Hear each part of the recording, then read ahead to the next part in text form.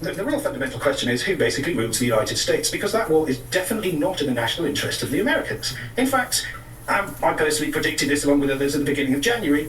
This has led to a strategic defeat of the United States. It's broken its military presence, its credibility. It's now seen as agreement incapable. That means in diplomacy, nobody believes your promises, so no one's going to make any deals with you because you constantly break them. And what's worse with that, you then assassinate the people that you were trying to make the agreements with in the first place. Incidentally, the Straits were open before you did this, and you killed the man who placed a religious prohibition on the development of nuclear weapons, you know? And then your big idea is to bomb everybody so they love you. I mean, this is insane. It doesn't make sense. There's no interest in the national interest at the political elite level in the West, whether it's in the United States or whether it's in Britain or whether it's in Europe. And that's the reason why these political parties are seeing themselves decline dramatically in popularity, because they're not delivering for their own people. He's right about that. Like, that's the reason why, is that you have a lot of people that, like, I mean, again, like the Iran war, like, a lot of people get mad about this or whatever. I will tell you this. I don't care. Like, the Iran war is like a minor issue to me. It really is. It's a minor issue. Like, the important issues are like making sure that people are able to, grow up in a country where they're not a stranger in. People being able to have jobs, etc. Like, I don't really care about this a lot. So if I hear something that I disagree with, it doesn't trigger me or get me upset, because there is a larger, greater goal here that exists that transcends a individual war. I don't care about that. The way that they rule is for the interests of the rulers, not the ruled. And you can see that there, because these wars are mad. And it's not just the Iran war. These wars are mad from the point of view of the national interest of any Western nation, because it didn't deliver anything for them other than misery and chaos. And in fact, if you look into the history of regime change, not only did it come about because of Benjamin Netanyahu saying that he wanted the West to seem to care all about the Iran war, though it could just be you cover it and say your opinions. Well, I care about it, right? Like, the thing is that, this is my outlook, right? Is that it's not important for me to get complete alignment with people that I think are generally on my side. Even though I disagree with his conclusion of like what the Iran war is, this person is fundamentally on my side. It's obvious they're on my side. So just because there's a difference of opinion in a specific topic, that doesn't really matter a lot to me. Because there's 500 other topics that there isn't a difference in opinion on, right? Does that make sense? Place diplomacy with a war on terror from 1979. But when it went on to do this, what did it produce? The reason we have a mass migration crisis in Europe is because of the wars in the Middle East that the United States has wholeheartedly fought, which serves only the grand strategy of the Israelis. That's the reason why you had millions of people come into Europe in 2015 from Syria. That's the reason why, as Colonel Gaddafi predicted in 2010, he went on French. He did say this. Gaddafi did say this. Television and said, if you kill me, Europe will turn black. And in Operation Odyssey Dawn, when they did kill him, when Hillary Clinton and David Cameron killed Gaddafi, rather brutally, Europe did turn black. Because Libya was a gateway that wasn't open then, and so was Syria, and then so was Iraq. And so when you smash these countries, what happens? People flee and routes are established, and that becomes a business. Mass migration is a criminal enterprise. It's a racket. People pay thousands of dollars to be shipped into your country. And by the way, that was proven. And like, obviously, I don't think it's entirely true, because people from Pakistan and India that are there too, right? But like, either way, like, remember all those people that were saying that they paid a bunch of money to like an organization to like get them shipped over to, what was it, Portugal or something like that, in order to work there? Yeah, exactly. This becomes a parallel economy. It's part of the corrupting influence of the business of mass destruction itself. And when people are beginning to see that now, because they're seeing that it's going to make changes in their pocket, the price of their petrol, the availability of their food, through the scarcity of fertiliser, the cost of living is going to go up. Governments like the Labour Party, and probably like Reform, are going to borrow more in order to defray those costs, which will further devalue the value of your money, making it harder and harder to survive. It's a death spiral. Fundamentally, the decades of regime change wars that I've seen have changed one regime more than most, and that's our own. Because I remember when we used to live in a sane, functioning, stable and relatively happy country. And now it's terrible. And all these policies have been undertaken which have created this nightmare. And it's the political consensus that was formed after 1945 that's done this to us. And the reason... I'm glad that he's bringing this up, because I do think that this has all been created because of the Nazis and Hitler. I think that's the reason why Europe has this internalized sense of guilt for allowing everybody into the country. It's because they got totally one-shot by Hitler. And because now Hitler was so bad, they think that anything in terms of not letting infinity people into your country is the same as Hitler.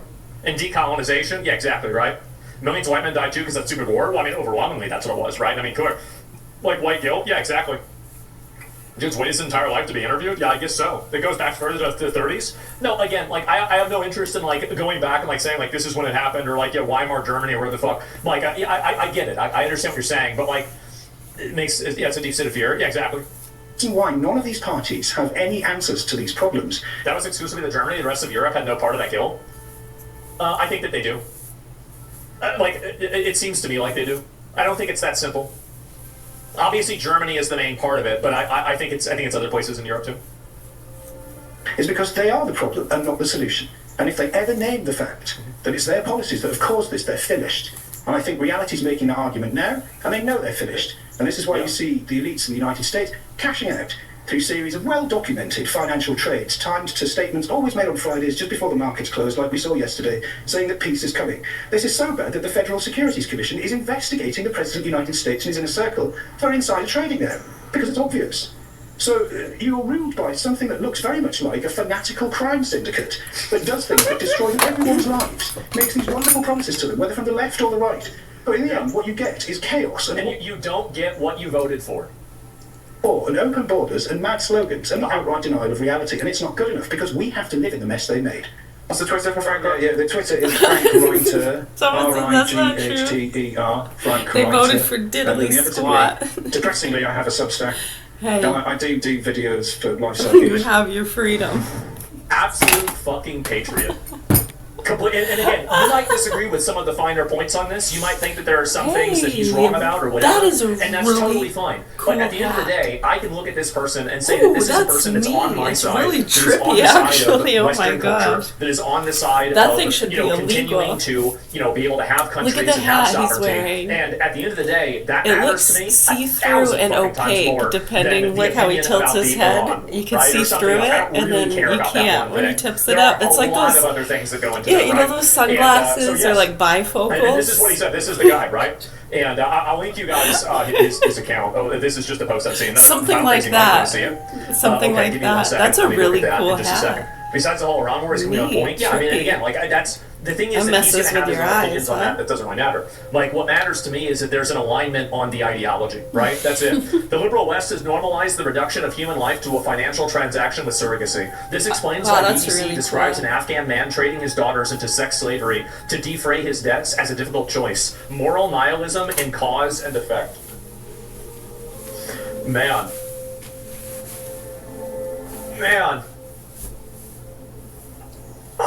What a guy. Ukraine is resuming its status as a hub for trafficking of women and children. Surrogacy is a major driver in this trade of human life, being the hire of women to produce babies for sale.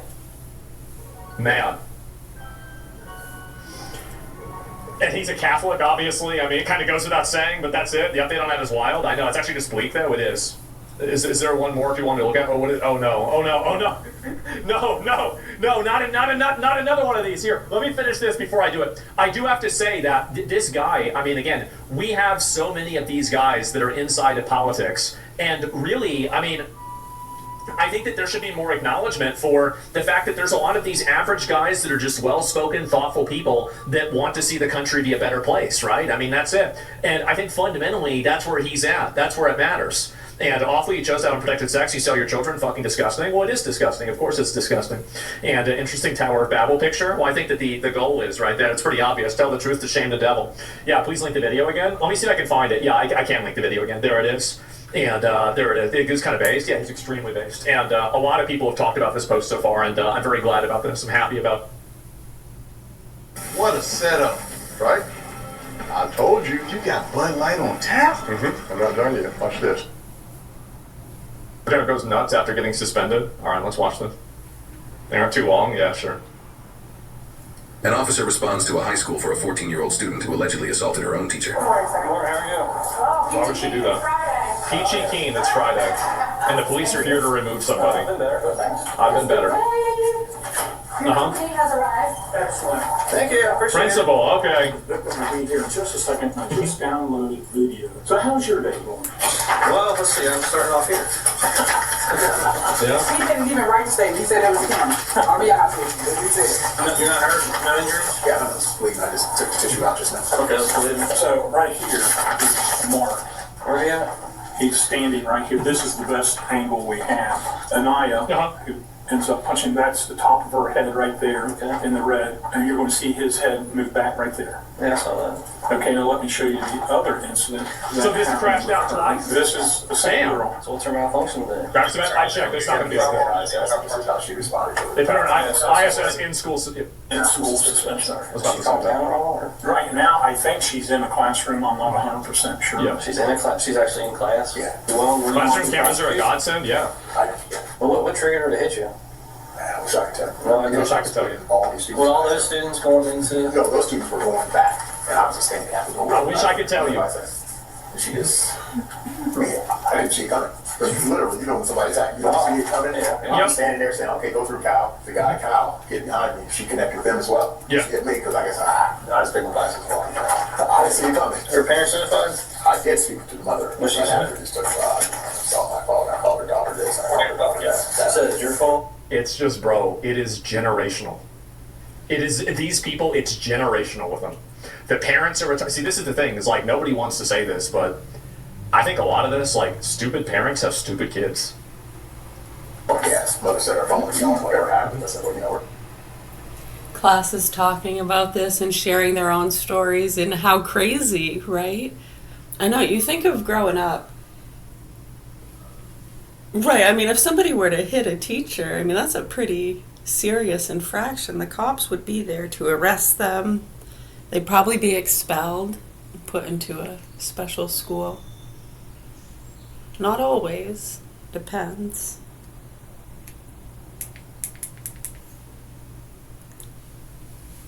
I know. That's horrible. I can only remember, let's see, growing up, you know, we grew up around what some would call roughhousers. You know, the way people talk sometimes and try to depict an area, it's so sad. It's actually really sad what a lot of these nasty state workers and individuals have done to some of these rural areas with their rhetoric and putting people in danger.